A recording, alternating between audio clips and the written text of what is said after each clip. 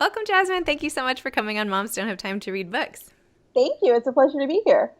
I have to say, I listened to your book, which I don't always do, but I've been getting more into audiobooks. And I was going on a run and I was listening to all these descriptions of like desserts and pies and cakes. And I was like, oh my God, I don't even think I should run anymore. I wanted to just go right to the nearest bakery and forget the exercise.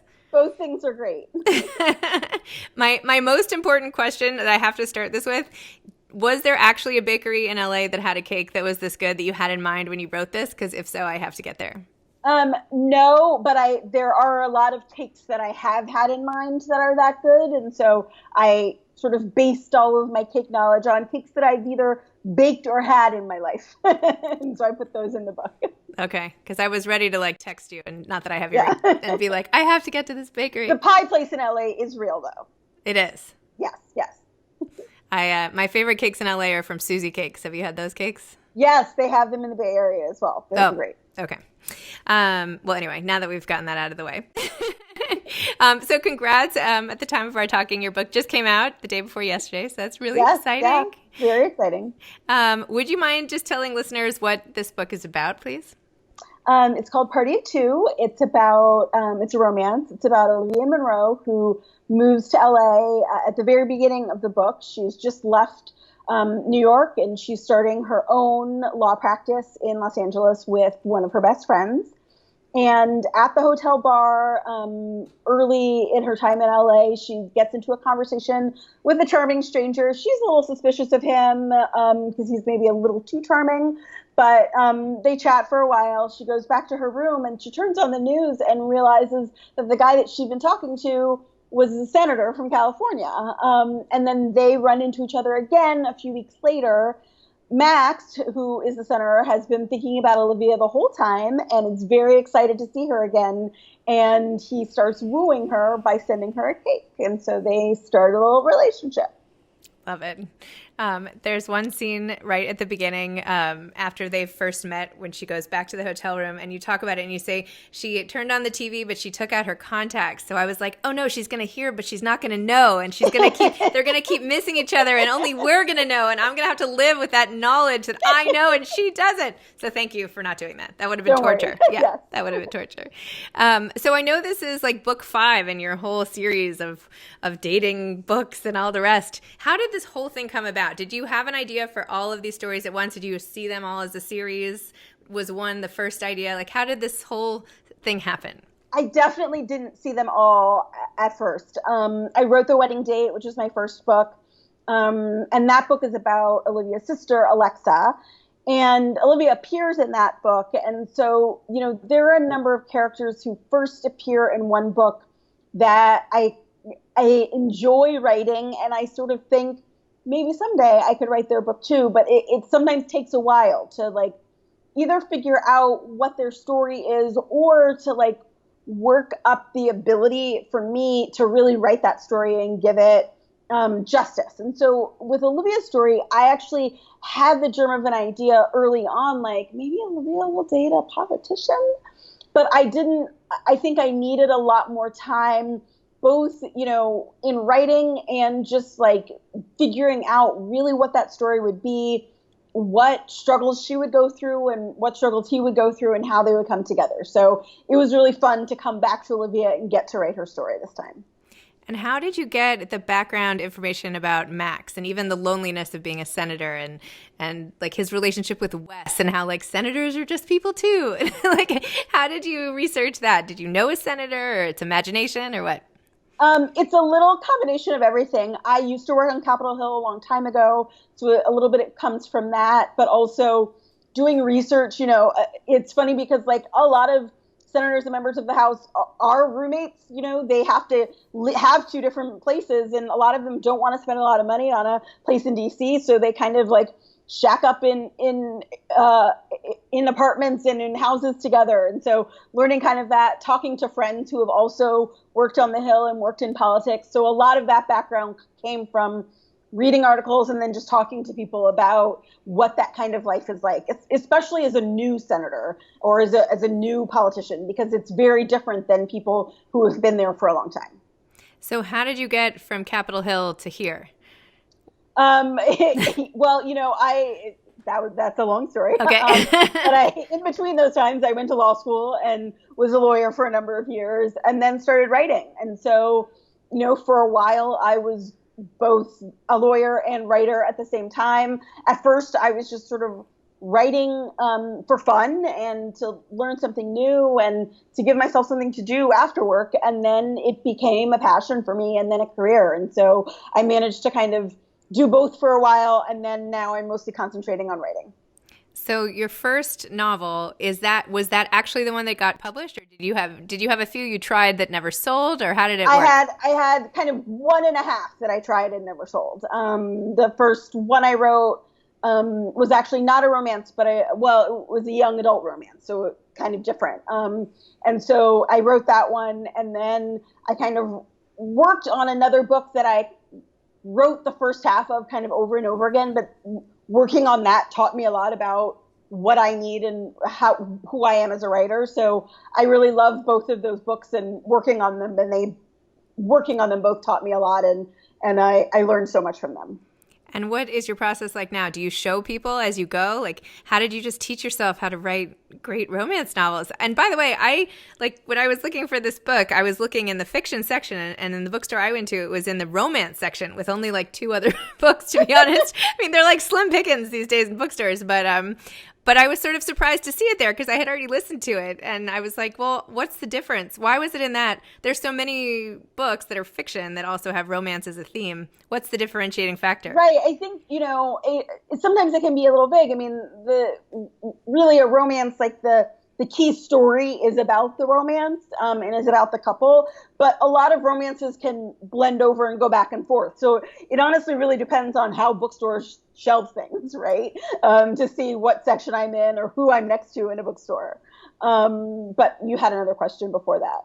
No, that's okay. I don't remember. That was a good, we'll go with that one. So tell me about how much you love writing about food. Because I love reading about food and I love eating food. And I know that was probably the best part for me. It was going through all these different, discussions about food in LA versus food in New York, and just so many different food conversations, which I could have all day long myself. So yeah. Did that just happen on its own, or you just love food, or you just love writing about food, or what?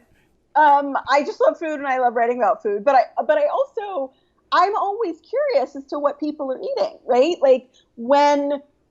If I'm watching a TV show and they go out to dinner, I want to know what they're ordering. Like, I'm interested in that. I want to know where they go, or, if someone's a picky eater or not, or do they like to share, don't they? I think all of that is just interesting and tells me something about a character and just builds on that. And so that's something, like, I tend to have even a lot more about food in my first drafts, and then I have to edit stuff out because I just find all of that endlessly fascinating when I'm writing characters and when I'm writing stories. And a lot of times I feel like that's ignored. Like, sometimes, I'll be reading books and see them going or doing things from like morning to night, and I think, did they stop to eat? Like, wouldn't you be hungry? I remember I was so upset. The show 24, I used to be obsessed with that show for like a period of time in my life, I think before I had kids. Anyway, and I remember thinking, how did he not eat in 24 hours? Right. Like, exactly. I couldn't go 24 hours without eating. Where's the food in this TV show? Don't you just even need a power bar or something? Right? Yeah. Insane. Yeah. I feel like, food is such a through line. In second grade, when my mom tells me, I called everybody in the class and asked them what they had for dinner. So exactly. Anyway, I am with you. And it tells a lot about people. I mean, they always say in fiction, right? Show, don't tell. I feel like what people eat and the way they eat, it says a lot. That's why, when you go on a date at a restaurant, you get a lot of information. Exactly. So funny. Did you ever have something where you had like a big disagreement over like how to eat or sharing, not sharing? I know that was like a question in the book. Like, are you do you like to do family style or not? Anything like that, or everything? Well, it's funny because I have some very good friends who are not sharers, and I am very much a sharer. But as long as we establish that at the beginning, it's fine. You just have to, I think sometimes people are anxious about saying how they feel about one or the other. And I think just communication is the most important part of all of that, and talking about it and talking it through. It's so true. My first date with my husband, he was like, "Oh, you want to just share everything?" And I was like, "No, I don't. This is not going to work out." But anyway, I got over it. So what's your writing process like when you sit down to start one of the books? And obviously it must have changed over time now that you've become more of a pro at writing, knowing what you like to write and everything. How long does each book take? Where do you like to write?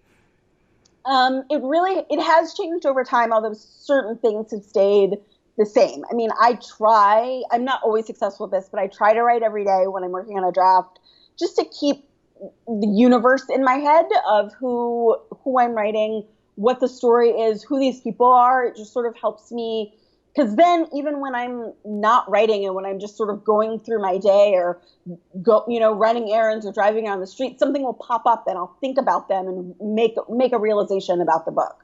I tend to try to come up with the story in advance. Sometimes it's a detailed outline. Sometimes it's a very vague one. It just sort of depends on what I think of, at the beginning. But I need a path in order to start something. A lot of times it changes a lot on that path as as I get through the book and as I figure out more and more about the characters. There's sometimes certain things that, a scene I had in mind when I started a book, and when I get halfway through, I realize, oh, these two people would never do that. And so then I have to, figure it out again and go back to the drawing board and think that through. But it is always, a little bit of a process. I usually don't share it with anybody else, at least until I've gotten a few drafts in, mostly because I'm still trying to figure stuff out. So sometimes I will talk through, if I'm trying to figure out like a certain plot point or something that happens, I'll talk it through with other friends of mine and see, okay, what would you do here? Or should it be this or that? Or what do you think? And that helps me work through things. But a lot of times there's no point in me sharing something with someone too early because I already know it's not working and I'm trying to fix it. And then once I've done as much as I can, then I share it with other people and think, all right, help me fix this word. What do you think? Does this work? Does it not? And I know this doesn't work, so help me figure out how to fix it. It is a lot of the conversations that I have with other writer friends. That makes sense. And my editor. And your editor. For Olivia, so much of what made her so likable is all the interior monologue that you share, like, is he telling the truth? Did he just stand me up? Should I trust him? What do you think? Da-da-da. Like, is that something you relate to? Like, are those the thoughts that you would have? Or is that all character? Like, do you relate more to different characters that you've created? Or is that, like, in those situations, that's probably what you would be thinking?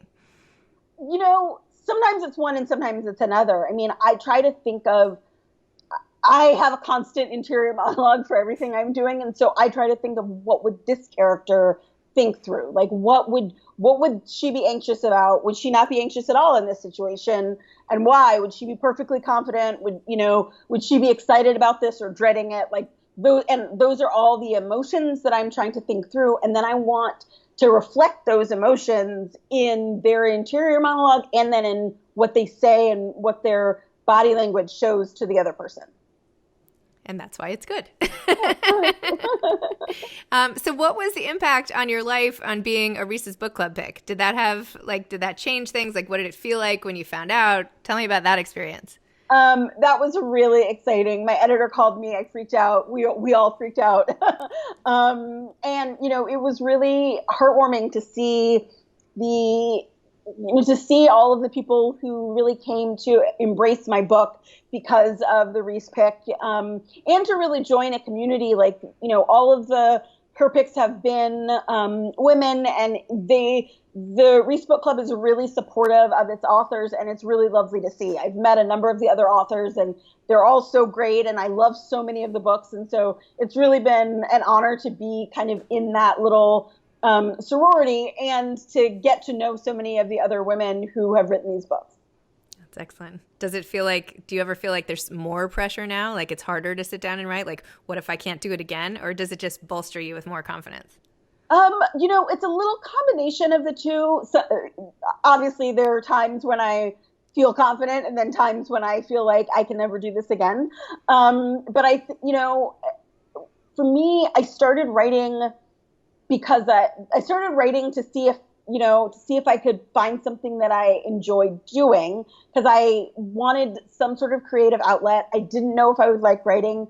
I started it. I loved it. And so for me, I always just sort of try to come back to that love of writing. And even when I'm feeling stressed or anxious or unsure about my writing, I just want to find some joy there. And so that's the thing that always just keeps bolstering me and bringing me back. And so what are you working on now? Like, were you able to be productive during the quarantine time, or are you? I mean, it is a really hard time to be creative and to be a writer. I think I am just, what I have tried to remind myself during this time is that writing is a practice, and I have to just keep doing it in order to, to keep myself as a writer, to keep myself remembering how to do it. And so I am working on things, but I'm just trying to enjoy the process of writing, and I'll worry about if it's going to be a book a little bit later. Love it. Has the quarantine affected your baking? I feel like you referenced that you bake a lot too, and I've been baking so much. I've been baking a ton. You have any secret tips you can share? For me, I think the most important thing in baking, and one of the things that I've really learned, is that you have to take your time with it. Like, be patient. Try not to bake something, especially not something new, in a rush, because then you'll realize that there's a step that you missed, that you should still like refrigerate something for 4 hours that you didn't know, or you'll misread something in the recipe or something like that. And so I try to just take a lot of time and think of it as kind of a meditative process and have fun with it. And so that when the times when I've been most successful in baking are when I have tried to like not rush myself, to just like chill out and relax and do this for fun. And then it is fun, and then it turns out great. That's also a good metaphor for writing, or maybe not a metaphor. It's the same kind of thing. I feel like I'm so impatient when I bake that I find myself microwaving butter to soften it, which just ruins the whole project. So it's like, why do I even bother? If you can't take the time to put the butter out in the morning and the eggs, like, forget it. Just forget it. Do you have any advice to aspiring authors? My biggest piece of advice is just to read a ton. Read lots of different genres. And then if there's a book that you really like, reread it. Figure out what it was that drew you to that book. Why did you love it so much? Did they do the dialogue really well? What was it about that that worked for you? And take notes on that. But like, just keep reading, because everything builds up in your mind and helps you remember and helps you learn how to tell a story. I think that's huge. There's lots of great writing books that I've read, but I've learned the most just from reading so many books. What are some of your favorite? Like, do you have a genre you like the most? Is it your genre?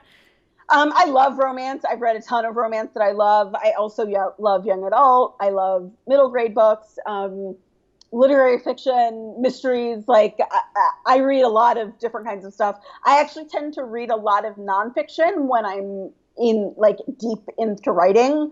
Because it's it's always harder for my brain to attach to fiction when I'm trying to tell my own story. And so nonfiction is really great for me during those times. Has there been like a time where you have just felt like no matter what you did, you just can't focus on it and you just had to like put a project aside? Yeah, I've never really put anything. Well, no, that's not true. One of the books that I early on tried to write, that one, I think that working on that book taught me that I really need an outline first, because I just started that one kind of with an idea, and then I wrote the first half of that book 3 different times and then ended up putting it aside because I didn't really know where I was going. I didn't know kind of what the ending of the book would be or really what it was about. Like, I knew the vague beginnings of it, but not too much. So I know that I need to think through a book now, before I start writing. And that process has really helped me, to, even though I never ended up finishing that book, I learned a lot from working on it. Interesting. And I know one of the themes of Party of Two is about interracial dating and the effect on not just on the couple, but on everybody else and how people perceive that. What did you learn from writing this book about that? For writing this book, I just sort of learned a lot about for me, it was more about like the public-private nature of relationships and of society, right? Max has a very public job. People are paying attention to him. Olivia doesn't like that part of dating Max. And so they have to learn to negotiate that. And that is a much bigger deal in their relationship than the interracial aspect of it. And so I really had to think about what would be the things that she would care about in that part of the relationship that would worry her, that would make her anxious, and that he would kind of see but not quite understand. So those are some of the biggest things that I really thought about and learned as I worked on this book. So do you think you'll stay with the same type of book going forward? You have to give me a little more about what else is coming, because now I'm going to want to read your next book. I'm not sure. I think right now we're all kind of figuring stuff out. And so I guess we'll see. Awesome. Excellent. Well, thank you so much for coming on Moms Don't Have Time to Read Books. And thank you for your totally amusing, entertaining, fabulous story that got me through a lot of workouts, which I really need to do. So, so you're like the one, keeping me going on the road there. So, thank you. Oh, well, thank you so much for having me. This is fun. Okay. Thanks, Jasmine. Thank you. Bye.